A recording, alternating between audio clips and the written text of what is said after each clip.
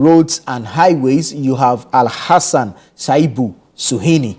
Al-Hassan Shaibu Suhini, he has been designated or nominated to serve as Deputy Minister at the Roads and Highways Ministries. And so he will be deputizing Kwame Gavins Agboja, the Adaklu MP, who's been appointed Minister for Roads and Highways. The Office of the Attorney General and Ministry of Justice, quite an interesting one. You have Justice Shremsai to serve as the Deputy Minister of Justice and Attorney General. Ministry of Lands and Natural Resources, Yusuf Suleimana is going to Lands and Natural Resources as Deputy Minister, and so he will be working with the Honorable Emmanuel Amakufibua as Deputy Minister for Lands and Natural Resources. Ministry of Local Government, Chieftaincy and Religious Affairs, who will be deputizing Ahmed Ibrahim, and this is Ritana Odele Sowa. Ritana Odele Sowa is going to the Ministry of Local Government, Chieftaincy and Religious Affairs as a Deputy Minister. That is pending approval by Parliament and subsequent swearing in by His Excellency John Dramani Mahama. Let's take you to the Ministry of Works and Housing and Water Resources. So the Ministry for Works, Housing and Water Resources, Gisela Tete Agbotui, she is going to deputize or going to serve as a Deputy Minister at the Ministry of Works, Housing and Water Resources. Then we'll go to Tourism, Culture and Creative Arts. You have Yusuf Isaka Jaja. So Yusuf Jaja is heading to the Ministry of Tourism, Culture and Creative Arts to serve as a Deputy Minister. For Food and Agriculture, a known name, John Kofi Seto Dumelo, appointed Deputy Minister Designate for Food and Agriculture. And then the last one, or the final, last but not the least, on this particular list, remember there's still some 5 more to go. If we are to go by the 60 threshold that the President promised Ghanaians, the final one will be the Ministry of Trade, Agribusiness and Industry, and this goes to Samson Ahi of Bodi. Now, the President has also nominated Lydia Lamisi Akamvariba as Minister of States for Public Sector Reforms. And so if we add this to the 13 deputy ministers, it brings the number of nominations to 14. And so actually, the president has just 4 more to go. And so this also adds to the number of functional ministers, and that brings that number to 4. Mind you, already there's the Minister of State in charge of special initiatives. Then there's a Minister of State in charge of climate change and sustainability. And then there's a Minister of State in charge of government communications in the person of Felix Kwasi Ofosu. And now we have the nomination of Lydia Lamisi Akanvariba as Minister of State in charge of public sector reforms. So this is not necessarily a sector ministry, but a functional ministry. And we have Madame Lydia Lamisi Akanvariba heading there, pending her approval. And so 14 actual nominations made in this particular list. 13 of them deputy ministers going to deputize their substantive ministers in their various ministries. Recall that all of these 13 deputy ministers are going to specific sectors, all right? So they are going to serve as deputy ministers in specific sectors. Then there's a 14th nomination that is a functional ministry. It's a specific function that this minister will perform upon approval. She's in the person of Lydia Lamisi Akanvariba, and she is heading to a Ministry of State in charge of public sector reforms. This letter signed by Felix Kwasi Ofosu, MP, acting spokesperson to the President. All right, Fred Tete Jabano, Head of Current Affairs Production, here with us, joins me in studio so we can bring some perspective to this batch of nominations as we have seen it. We were expecting 18. Yes. President promised that 60 ministers. Then he reduced the number of ministries from 30 to 23. We saw I won't say abolition, but we saw the scrapping of some ministries. We saw the realignment of some ministries. And so there was a reduction of ministries from 30 to 23. And then the president so far had made 42 nominations or appointments. All 42 have gone through the vetting process by the appointments committee and subsequently have been approved. There's a number of them. I'll get to that number who have been sworn in and have already taken office and hit the ground running. And so we're expecting, based on the 60 threshold that the president gave us, we're expecting some 18 nominations more to be made. This afternoon, we've received a list of 14. This 14 has 13 deputy ministers and 1 minister of state in charge of public enterprise, public sector reforms. So that's a functional ministry. But we want to look at the individuals whose names have come up. Which one jumps at you when you look at the list? The first name is Thomas Ampim.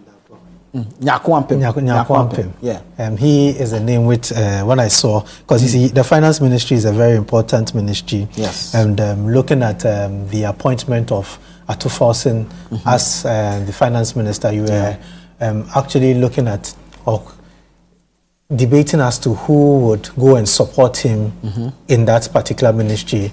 There were views that the president might bring an outsider, somebody outside from parliament, to come support the finance minister, but he decided to go within parliament and go for a member of parliament, a sitting member of parliament, and he went for Thomas Ampim, Nyakwampim. Thomas Nyakwampim has, at a point in time, was part of the finance committee of parliament. He went to school in the... He's MP for Sojaman. Yes, MP for Sojaman. He's MP for Sojaman. At a point, he schooled in the University of Virginia, has a bit of some finance background. We haven't really seen him often when it comes to finance discussions. He's been vocal in other discussions. You hardly see him talk about finance, but when you check his background, he has a bit of some finance background. It's quite interesting, and the name which came up, everybody was expecting a name like Isaac Adongo, who was very vocal during their time in opposition. He, alongside the current Minister of Finance, led the charge of the NDC to actually push and also criticize and raise concerns with the way the government at the time was managing the economy. So it was everybody's, everybody was looking out to see Isaac Adongo being mentioned as Deputy Finance Minister, but unfortunately for him, he's not been mentioned as part of the current list of deputy ministers. That particular portfolio has been given to the MP for Sojaman, and that's the first name which struck me when I saw the list. The second name, I must say, is the Deputy Minister of Local Government and Chieftaincy, Na Odole. Yes. I am not surprised at her nomination, because when you, and especially to the particular ministry she has been sent to, when you look at Na Odole, before she became MP, served time as the MC for Ladade Kotopon, Ladma. She was the MC for the whole time in the first government of John Dramani Mahama, from 2013 to 2017. She served as the MC for Ladade Kotopon. When you follow her trajectory and her discussions and comments in Parliament, you see her interest within the local government settings. Even when you look at the vetting which took place last week, during the vetting of the local government minister, you could follow and understand some of the questions she was asking. You realize that this was somebody who understood the area, the sector. So when she put out a question, the questions to the nominee at the time, that is now the current Minister of Local Government, you could see the depth in which she put out the question. You could see the understanding of the area. So that also hasn't come to me as any surprise. I think that is a very good appointment. knowing She's actually served as treasurer for NALAG. Yes, she was exactly at a point treasurer for NALAG. So she MC, treasurer for NALAG, yes. MP, even on the premix secretariat at exactly, a point. Exactly. She was on that. So she has some experience when it comes to the local government setting, and I think that is a good choice. Also helps with the gender balance. The president had promised a percentage, about 30% of his ministers being females. In line with affirmative action. And then she being a woman has been appointed, not just being a woman, but someone who has played within that area, who understands the area very well. That was the second name which caught my attention when I saw the list. There was one other interesting name which had to do with food and agriculture. John Seto Dumelo.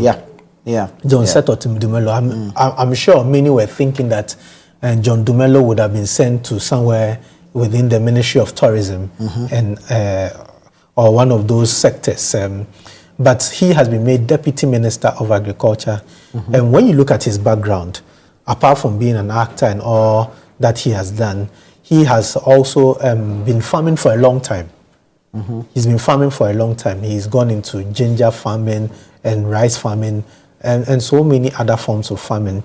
At a point, I remember our interview some 4 years or 8 years ago with him, with Umaru Sanda on Face to Face, where he took us through his life, his private life, his personal life, outside being a politician and outside being an actor, where he spends about 60% of his time in his farm.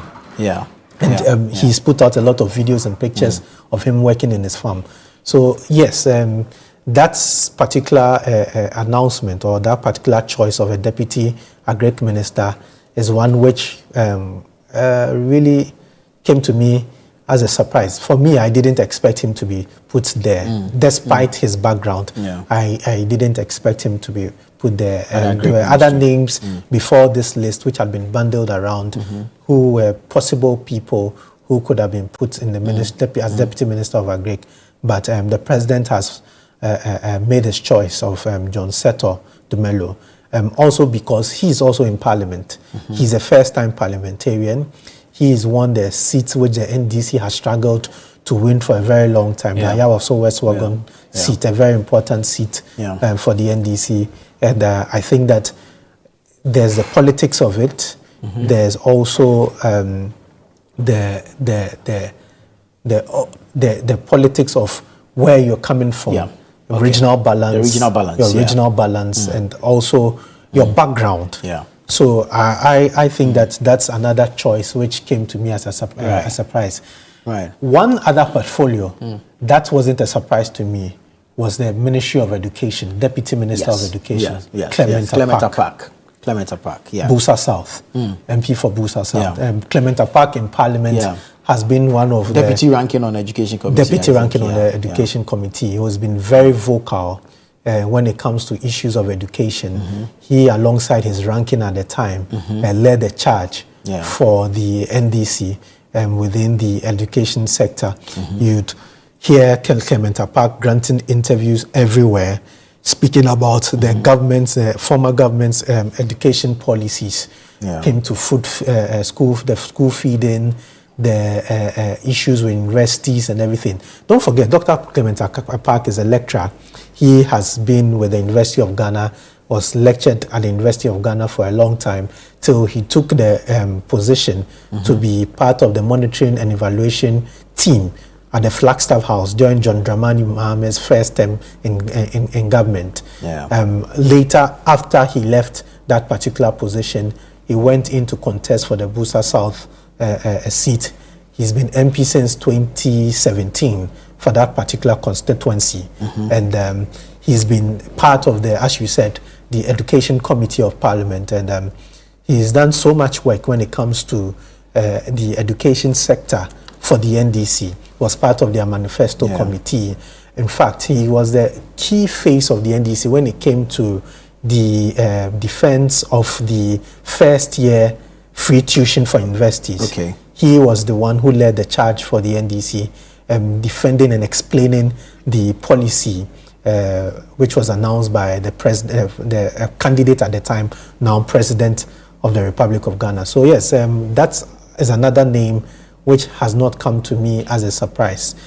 He is someone who knows the education sector in and out, and we hope that now that he's been appointed or he's been nominated Deputy Education Minister, he could bring to bear the experience he's had over the years to help his minister, Haruna Idrisu, to perform in the education ministry.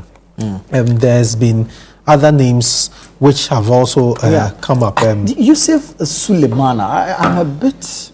Because you see, he served on the trade committee, deputy ranking on the trade. Deputy. He was very, vocal on trade issues, especially around the cement licensing. We had the LI for exactly and all that. And he didn't make it to trade, but rather lands. Yes. Making a decision to appoint someone, sometimes that's not necessarily depend on what you have been doing or where you have worked for a long time. The president has his own reasons, looking at whatever information has been given to, or he has before him to make the decision. As you said, we all expected that he might go to the trade ministry, looking at his advocacy in the last 4 years. And in fact, recently, in the last 6 months, his advocacy on the LI, which had to do with the cement manufacturers and the rest. That we all thought that could send him there. But don't forget, when you talk about the Ministry of Lands and Forestry, Natural Resources. One of their major issues they are going to tackle is the issue of galamsey. In the past few years, galamsey has been rising within the northern part of our country. It's rampant in the southern part, but in the northern part it's gradually gaining ground.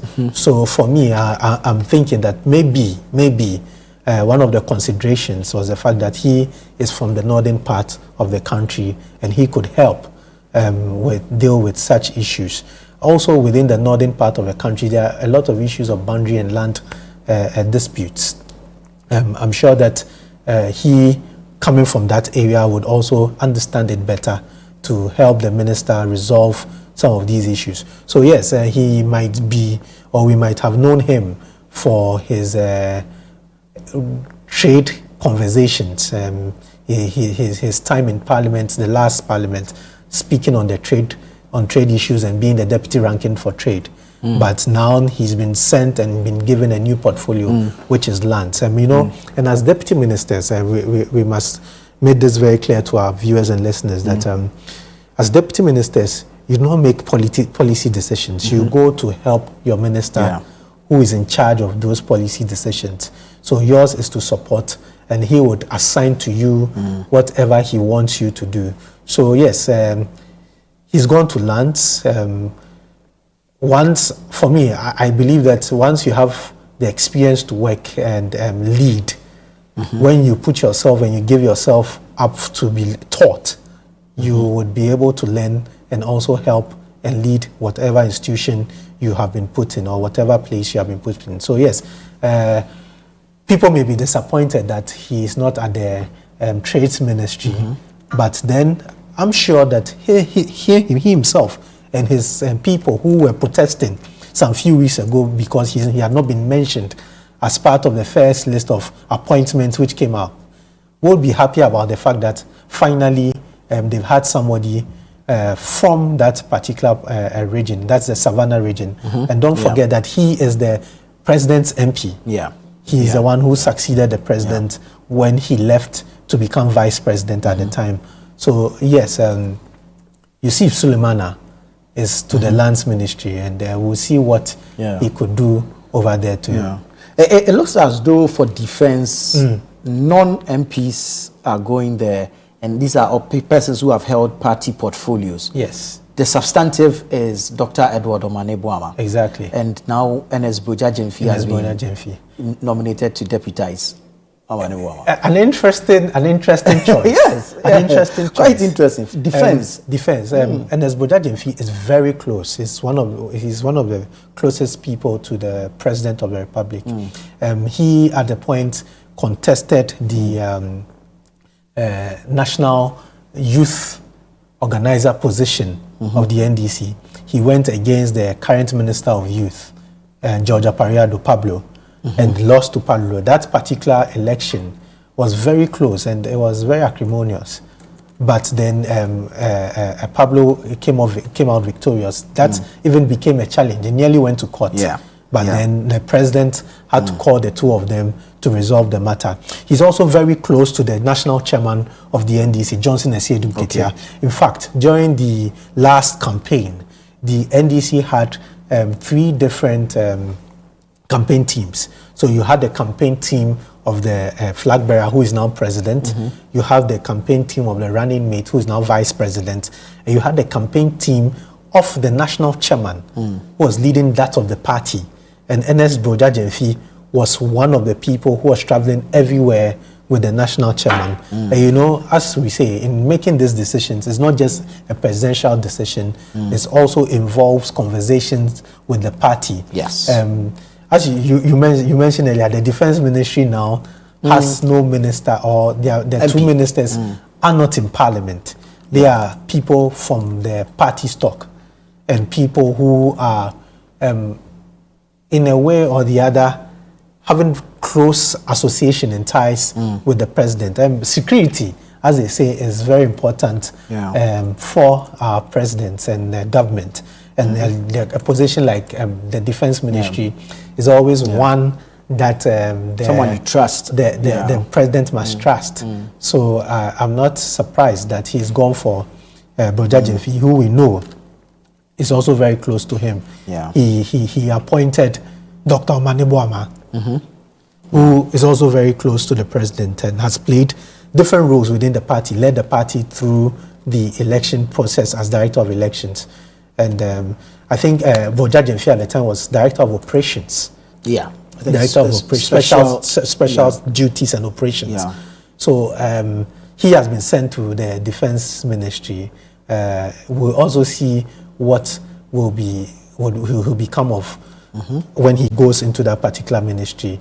His interview or his vetting is going to be a very interesting vetting, because you know Bodajemfi is one of the people who have made a lot of comments, criticized the MPP and the former president and so many other people. He's made a lot of comments both on social media, on traditional media. So I'm sure that his interview or his vetting is going to be one of the most interesting vettings we would have to see. There's another female in there, Gisela Agbotui. Yes. She goes to the Works Housing and Water Resources. That's Works Housing Water Resource. That's, you know, you look at Gisela's background, an architect. Okay. She's an architect. So being put at the Ministry of Works, Housing and Water is not, I'm not surprised about it. It's not out of place. At least she has a background which is in connection with some of the things she's going to do over there. She has been MP for 2 terms. This is going to be her 2nd term. She's been MP for 2 terms. She is the sister of Hannah Tete, a very popular figure within the NDC, now working with the UN.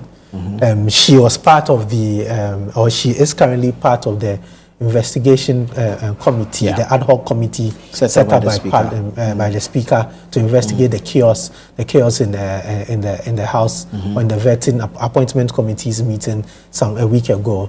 So Gisela, I think she's well qualified to do the job. She has the experience to do the job. She fits in very well. She would have to work with another minister who is not a parliamentarian. Her current substantive minister, Kenneth, is not. Kenneth Ejay is not part or is not a parliamentarian. So she is going to support this particular minister and also help him especially with the legislative work in that particular ministry. Dr. Justice Shremsai. Dr. Justice Shremsai, Deputy AG. Deputy Attorney General and Minister of Justice. Dr. Justice Shremsai is a law lecturer. Yeah. He worked with Gimpa Law School. He's currently with the University of Ghana Law School. Yeah. Dr. Shremsai has experience, has been in the law, has been practicing law for well over 10 years. For well over 10 years.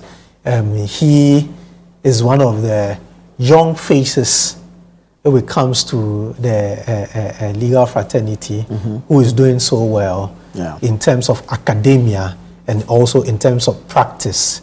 A very respected personality amongst in the legal field. He is has led a number of cases. He was lawyer for Dr. Indum in the case where they are challenging the revocation of their licenses. He's done other cases in the Supreme Court and across the courts in the country. He, for a very long time, even though people had their own suspicions about being NDC, remained quite neutral. In the performance of his duty till very recently when he came out, or not, I mean, till very recently during this election where he came out fully to go out for the NDC and campaign for the NDC. A member of their legal team, he's played his role within the NDC. He's a very close associate of the current Attorney General, Dr. Dominic Ayene. They've worked together on different things, even though they never worked in the same firm. They've engaged on different areas and different things. They are two academics. Usually what happens is that in the Office of the Attorney General, people will look for someone who is an out-and-out advocate, someone who is who goes to court frequently. So there's always a balance within the Attorney General's office. But this time we have two academics, and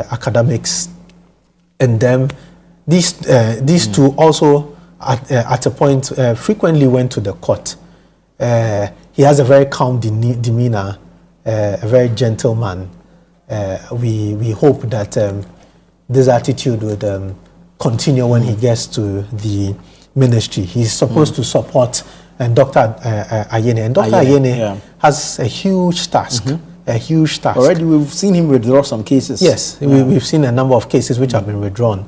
There's the issue of oral and how they are going to prosecute people who are found to be guilty according to their investigations. I know it's only the court which can actually prove guilt. Pronounce them guilty, but they would now, based on their investigations, if they think that there's any reasonable doubt over people's actions, if there's any reason to send them to court, they are going to go that. And the whole oral discussion has become a major discussion in the country.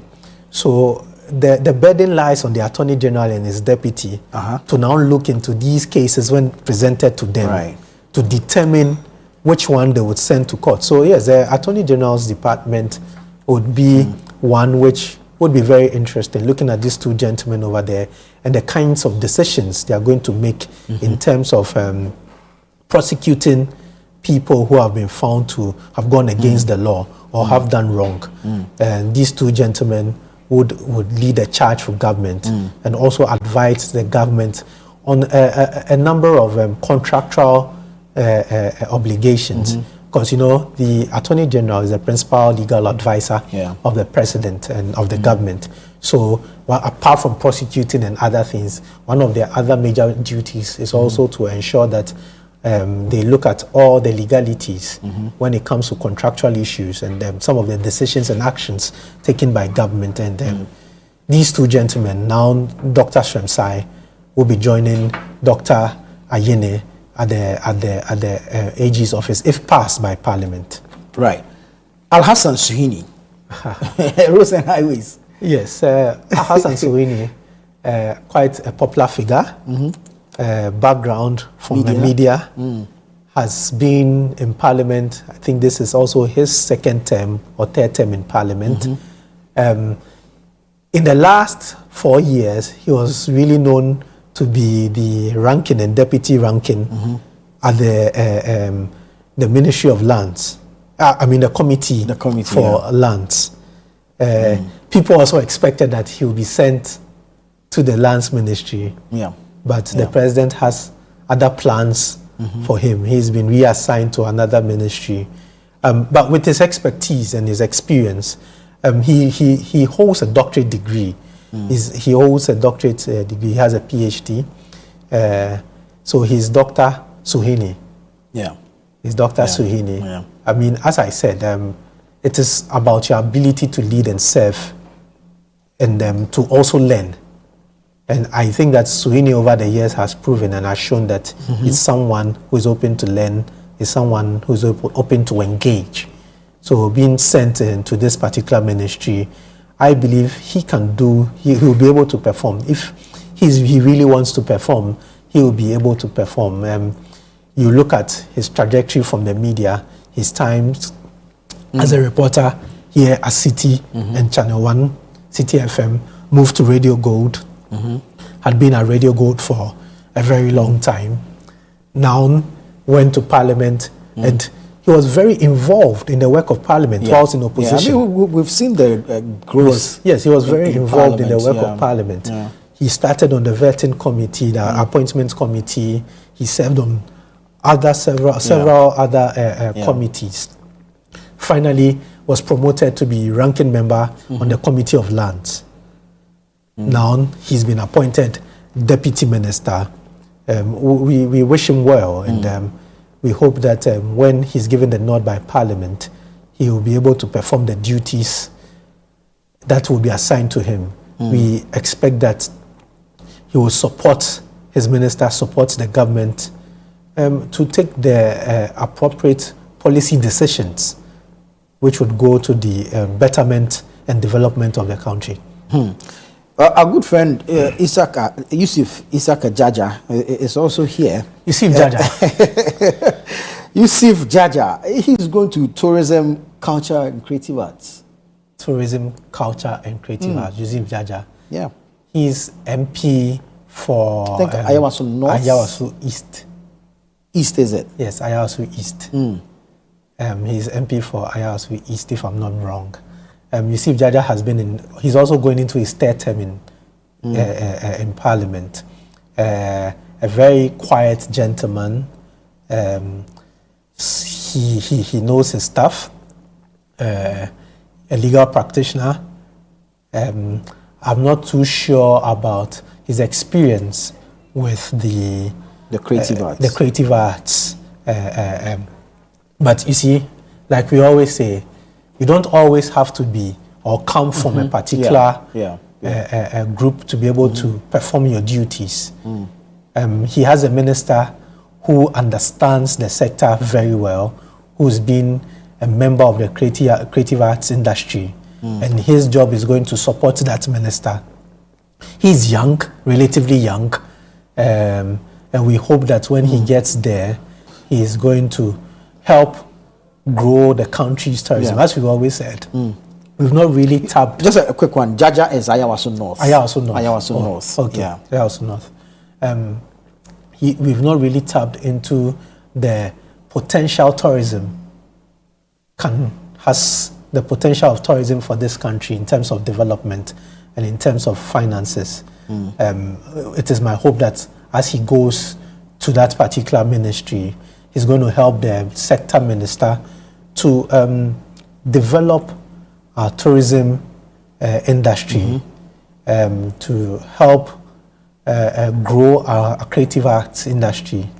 These are very important areas where jobs can be created. Right. A lot of jobs can be created. So we hope that as he goes there, he's going to help the sector minister and support the sector minister to grow this particular industry, which when managed properly and developed properly, has the ability to change the lives of a lot of young people in the country.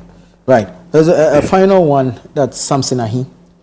Samson Ahi is going to the Ministry of Trade, Agribusiness and Industry. So he would deputize Elizabeth Ofosu-Adjare, a former deputy minister for Works and Housing. Yes. Yes. The general expectation was that he would go back. People tipped him. Actually, people tipped him for the substantive ministry as for Works and Housing. You know, looking at the way the president was making his appointment, you realize that he was promoting a lot of the deputies. Exactly. Yeah. To become ministers. So at a point, people tipped him to become the substantive minister for Works and Housing. But then he's been made deputy minister for Trade and Agribusiness. Yes. He's been a long time legislator. He represents the people of Bodi. Bodi, that's Western North? The Western North region. Western North. I think the most experienced MP from the Western North region. He's been in the House for more than 4 terms. For more than 4 terms. He has the experience. He's well respected. He's had close association, if I'm not mistaken, with the current minister. They have a very good relationship, from what I hear. And from his experience in government, I think that he would be able to also perform at the ministry he's been sent to. It looks like this time round, the president did not follow his previous tradition of choosing people from the various committees to serve in different ministries. He decided now that he was going to pick people from different sectors to go support the current ministers. As you mentioned, he's from the Western North, the regional balance. Exactly. I've been trying to look at the regional balance here regarding these nominations. So, Thomas Nyakwampem, Eastern. Yes. Oklete Telabi, Eastern. Ernest Broja Jemfi, we know that he... Ashanti, but, I mean, his history is with the Ashanti. Yes. So that's where he's Ashanti, from. yes. Right. So now we have 2 Eastern. That's Thomas Nyakwampem, and then we have Oklete Telabi, both from Eastern. Yes. Then Ernest Broja Jemfi, he is Ashanti region. Yes. Clement Apak, Upper East. Richard Jan Mensah, that's the Gomwa West MP. Central. So that's Central region. Central region. Richard Jan Mensah, that's Central region. Alhassan Suini, Northern region. Justice Shremsai, Volta region. Right. We have Yusuf Sulemana, that's Savannah. Yes. Bole, that's Savannah. Retanao Dolesoa, Greater Accra. Gisela Agbotui, Central. Region. Yusuf Jaja is MP in Accra. Yes, so I'm not sure. But he's MP in Accra, so Greater Accra. So Greater Accra. Yes. Okay. Samson Ahi, that's Western North. Western. We have John Dumelo, that's Volta. John Dumelo, yes, from Volta region, but MP in Accra. So he plays a dual role. Yeah. So he still has fits in for the Volta region. Okay. And fits in for the Greater Accra region. I think, I'm not missing anyone. I think that's about it. So let's do a quick tally and see. So we have 2 from the Eastern region. Exactly. 1 from the Ashanti region. We can say 3 from Greater Accra. 3 from Greater Accra, based on where they serve where they represent as MPs. Yes. Okay. 1 from Savannah. 1 from Savannah. 1 from Northern. 2 from Central. 1 from Western North. 1 from Western North. Yes. So. So what we don't have Northeast is not here. Northeast is not there. Western is not there. Western is not here. Yes. Upper West is not here. Upper West is not there. But we have Upper East. Yes, we have Upper East. That's Apak. Yes. Oti is also not represented. The Bono area is also not represented. The Bono area is not represented. The Bono area is also not represented here. But of course, we've seen their representations regarding the substantive ministers. It's just that we don't have a representation for the Bono area regarding these nominations that have come. There are 3 more appointments to go. 3 more to go. 3 more to go. Actually, 4. These are 14 people. These are 14 plus the Minister of State. So in making charge it 15. The president said he was doing 60. No, he's just given us 13 deputy ministers. Okay, and one substantive minister functional minister. Minister of State. So 14. So there are 14. four. So we have four more. Four more appointments to be made. The sound of 4 more there.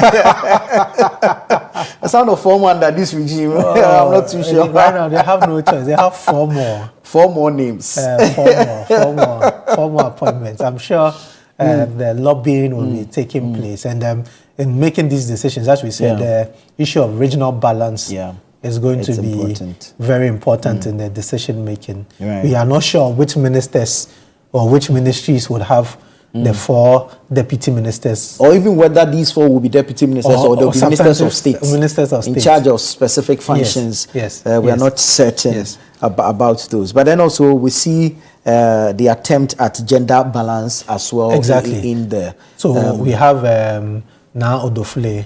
Now Odole Soa. Yes, now Odole Soa. Yes. We have Gisela Agwetui. Yeah. Being the two women. Plus the Minister of State. The Minister of State. The Minister of State. That's in the person of Lydia. Yes, Lydia Lamisi, Akamva River. Lydia Lamisi, Akamva River. We have to actually check where she comes from. Exactly. Yeah. Probably she may fit in one of the either Upper West, Northeast. I understand she's MP for Timpani. MP for Timpani. So this is going to be that's also Upper East. Yes. So we have 2 Upper East. Upper East in this list. To be 2 Upper East representations in this list. So you have Lydia, and then you have Clement Apak from the Upper East region, and then you have Bole. That's Yusuf Sulemana, Savannah. Yes. Savannah region. Suhini for the northern region, and then you have the central. That would be Richard Jan Mensah for central region. Thomas Nyakwampem Oklite Telabi Eastern region. So that's 2. NS Broja Jemfi Ashanti region, and then Shemsai for Volta region. I don't know why you have a smile on your face when. Right, what's going on? You want to put him in Accra? No, Shremsai. Yes. No, Shremsai is actually from the Volta region. Yes. Right. He's actually from the Volta region. And then if we put Rita now Odole Sowa, John Dumelo, based on, and then Yusuf Jaja, based on the constituencies they represent, that would be 3. But the pure Ga Adangbe amongst them is Rita Odole Sowa. Yeah. So she's the actual representative for the Greater Accra region. But based on the constituencies, the other 2 have their constituency in Accra. So right. Yusuf Jaja, we should check where he originally hails from.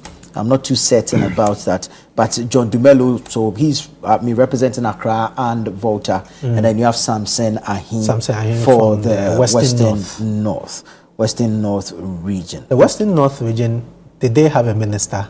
No. Akando.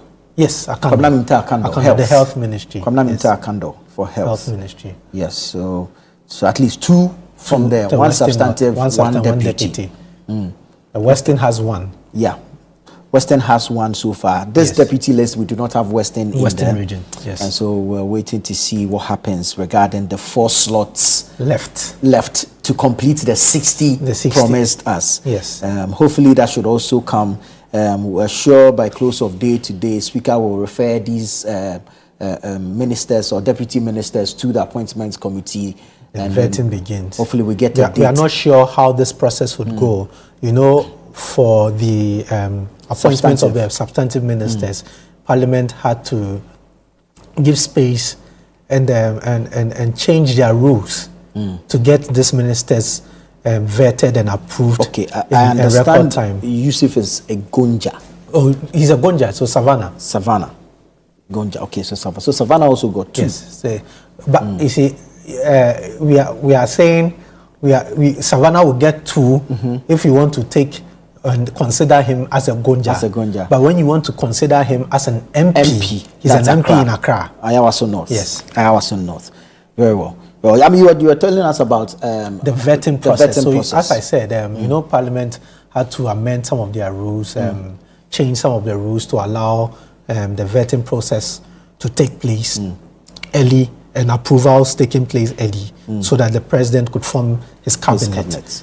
We are not sure whether this would be for the deputy ministers, whether the majority and the leader of government business will also push for the same procedure to be adopted by the House so that these people are also vetted quickly and approved by Parliament to take up their various positions. So then that means if they should agree, then that means that 2 weeks window for the advertisement to receive memoranda from the public regular 2 weeks will all be sidelined for the 2 or 3 days notice. I'm sure that in the announcement in the House of Parliament, the Speaker would give a directive as to how he's going to do. He will refer it to the appointment committee.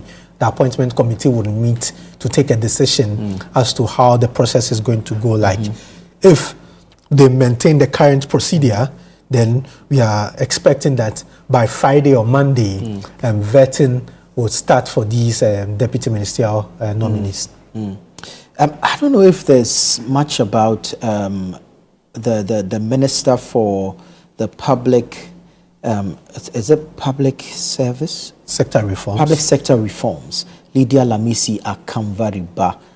Public sector reforms. I don't think she's been vocal enough, but I think I'm sure we can look up information on her. But if you look at the portfolio for ministers of state, she's the first female making an entry in there. Yes.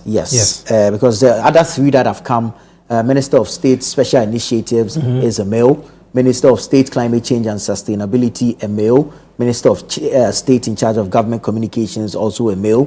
And now we have Madam Lydia Lamisi Akamvariba going in there as the only female amongst the 4, if I can put her in that portfolio, the 4 that have come out so far. Now, for me, what is interesting for me, not just the appointment of Lydia as the Minister of State, but the portfolio, public sector reforms. You know, under the Nanado government, we also had a ministry which had a duty to reform the public sector. I think this was the Kujo. Yes, Honorable Kujo. He had a duty of reforming the public sector. In the first and second Kufuor government, there was also a ministry of public sector reform led by Dr. Indum. And I'm here thinking, what about our public sector? Can't we reform once and for all? And can this reformation be done by the civil service? The civil service and the public service.